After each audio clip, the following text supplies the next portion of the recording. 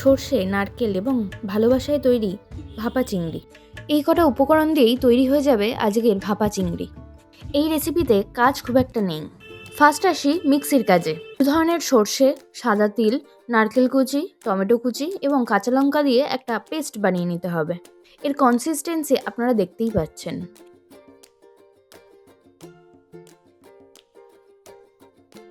এবার অন্য একটা পাত্রে চিংড়ি মাছগুলো নিয়ে পেস্টটাকেও দিয়ে দিন। সাথে দিতে ভুলবেন না সামান্য হলুদ গুঁড়ো, নুন এবং চিনি। এরপর ভালোভাবে মাখিয়ে নিতে হবে।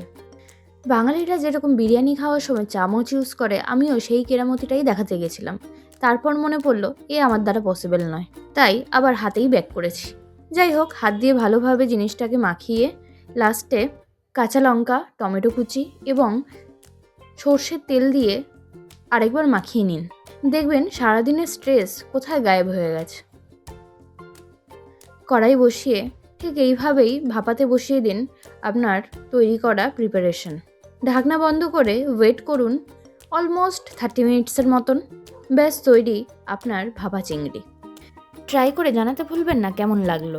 আজকের জন্য টাটা, দেখা হবে অন্য ভিডিওতে।